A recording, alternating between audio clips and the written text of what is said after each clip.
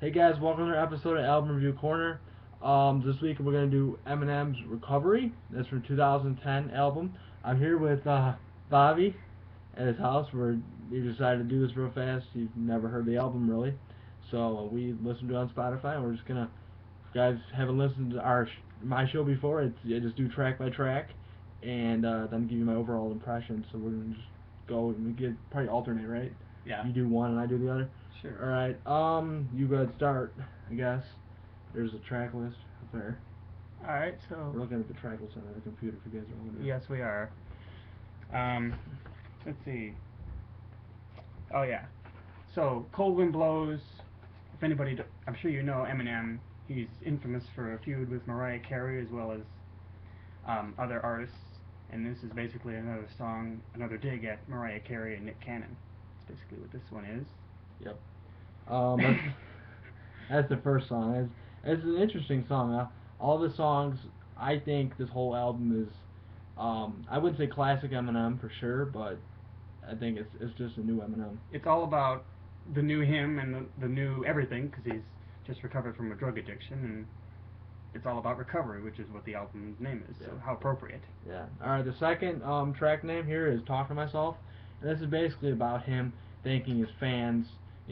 His last two albums was Relapse and Yeah, the the other Eminem one. Show. I Yeah, think I think so. it's like an apology, or for those albums because he didn't feel like it was his potential, Yeah. and he thinks that this is the best one yet. So it basically talks about that and talks about his struggle, what he'd gone through, and yeah, leads Yeah, up to that. it's all about the experiences he's had while on drugs and how he's a better person now without them. Hmm. All right. The third track is "On Fire." You can go ahead and talk about that one. All right, let's see. On Fire, which is It's basically it's mocking other up and coming artists like David Cook and you know yeah. all the up and comers who feel like he thinks that they're a what's that fry in the pan or whatever Yeah. that Yeah. saying is, and he feels that he's the best, which is fucking awesome. See, I think He still is the best. That's I for sure. I think he's talking about other artists. That's part of it. But then he talks about, I think he's being, talking, focusing on the rap genre. Yeah. Talking about like artists like Lil Wayne at that time, and even I guess you'd say Mac Miller was a little bit in the scene, and Drake and all these guys. How some of their lyrics, these guys like Flo Rida don't, their lyrics don't have substance is what I think is what a lot of it is, And his has like personal feel yeah, to it, what people can relate to. yeah, and to some degree, it's for sure very interesting. All right, the next song, number four, is "Won't Back Down," and this is featuring Pink, and he basically talked about whatever challenges come your way, don't back down from them because you can get through them. It's a message to the haters saying he's not going away, however yeah, much they want him to. Yeah. All right. The next song here is WTP, and this is basically where this is white trash party. Yes, stands for white. He is inviting people who are alone, I guess you'd say, to not to be alone and to grab someone and just don't waste your life. I think that's what it is. Yeah, it's very much a dance song, and he just invites everybody to get up and dance and have a good time. Because you don't know what life's gonna bring you. You could be gone tomorrow, so Yeah. just enjoy your life. All right. The sixth song is "Going Through Changes," and this basically is about the new person he has become, and and how the changes that he's gone through.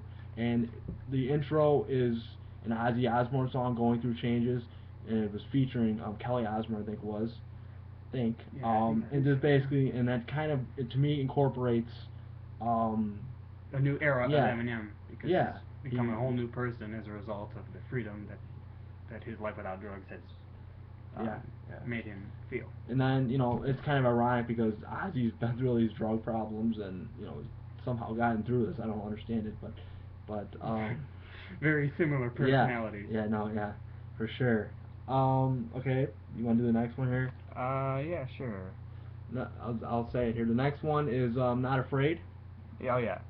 Which is he's never afraid to be himself and be who he is, and he another message to like the haters and all the Mm. people who feel like afraid to be themselves. He says, "Screw that," for yeah, said screw that and be yourself and who you are.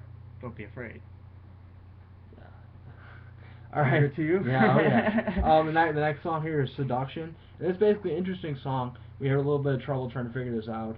It's basically him talking to some other random guy, I think, about how he's better. He's talking about Yeah, his wife or girlfriend of this guy who he's talking to must have screwed around with Eminem, and in some he's shape, giving reasons. or form. Yeah, we think anyway. But he's giving reasons why he feels that the woman chose Eminem over him, and you know. Yeah, I mean, in the song, I mean, there's a lot of just I'm better than you as a rapper standpoint, but then it also turns type of sexual. Yeah, it's like Which is he pretty. there's portions of it where he says he wants to call it seduction, but some portions of it he says he doesn't. So it's kind of a mixed bag. Yeah. Yeah. All right. Pretty interesting song. The next song here is No Love featuring Lil Wayne, and this is basically where a lot of it's Lil Wayne in this song. Yeah, but and it is a duet. yeah, and I love the song. This is probably my second favorite. These next two songs from this, one and two on the album, I think. It's basically where Little One says he might have been screwed over in the past, and it's basically taking revenge, saying, "I got a child from you," and that's basically it. You're really, for what you've done, you gave me a kid. That's it, basically. Yep. All right. Number 10 is Spacebound. You want to do that one? Sure. Um. Oh, it's like it talks about the reality of relationships and how they are, and how certain ones can fall apart, and even the strongest ones can fall apart, and you never know, uh, which ones will and which ones won't. But it's all about how real a relationship is, and sometimes it doesn't match up to how people think it should be, but that's how For it is. sure, That's for sure, it's yeah.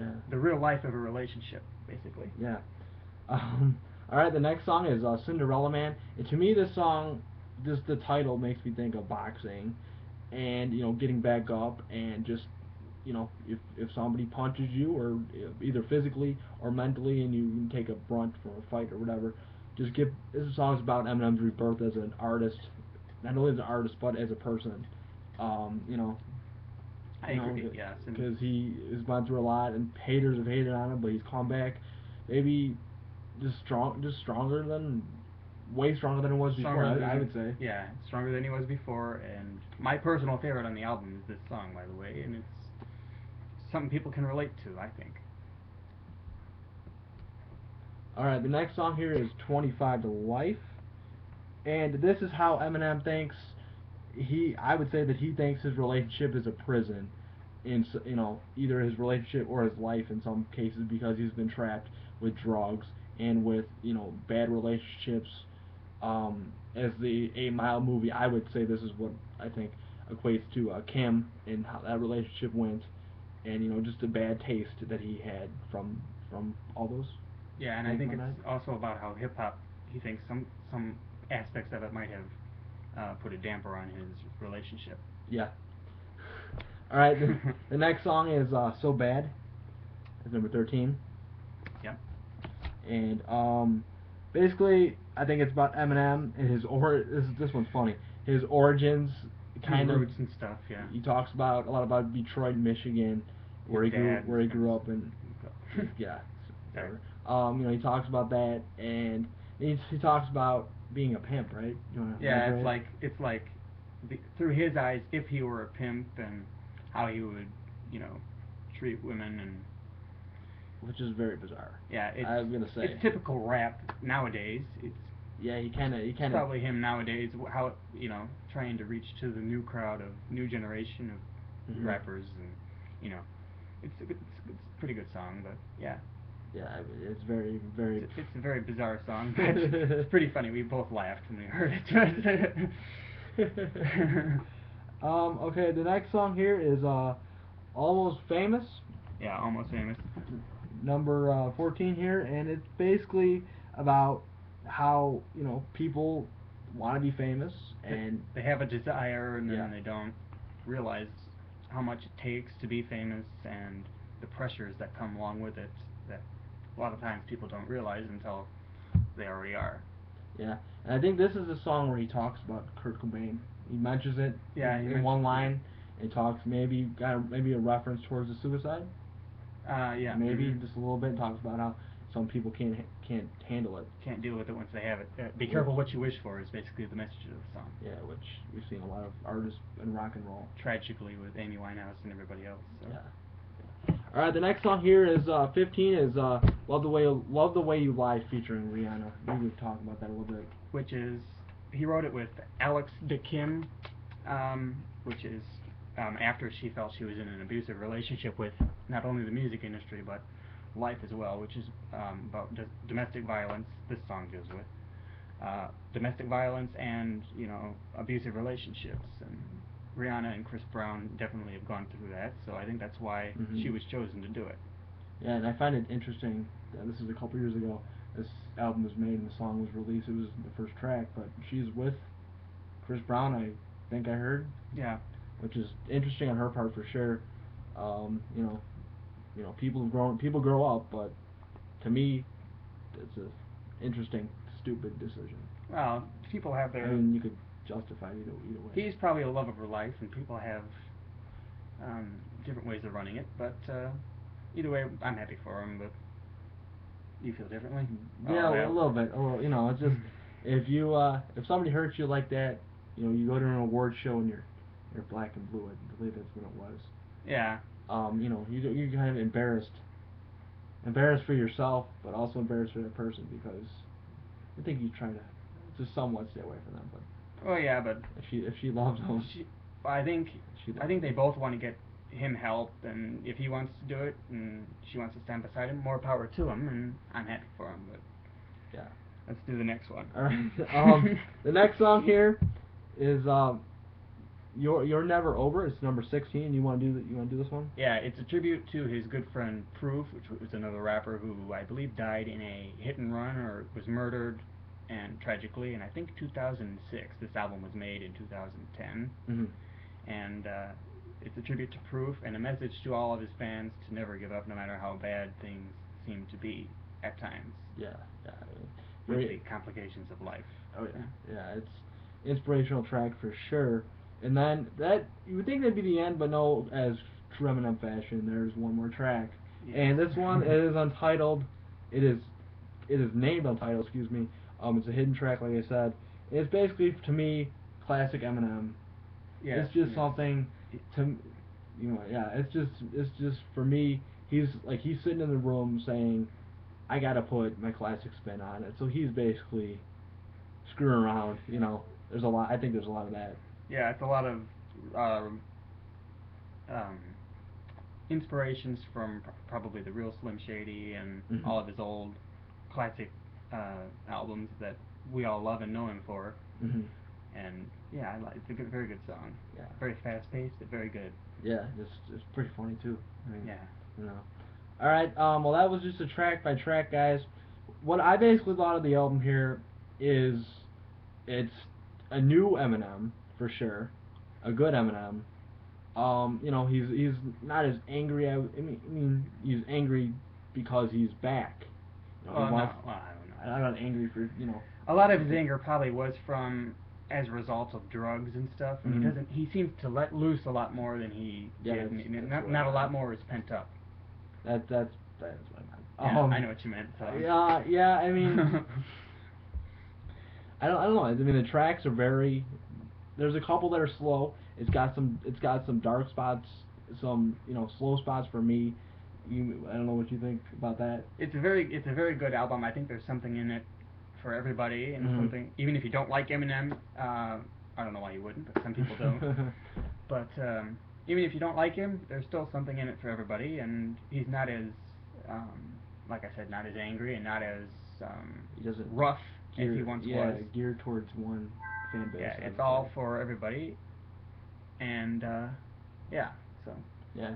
All right, guys. Well, yeah, that's basically it. We're running out of battery here.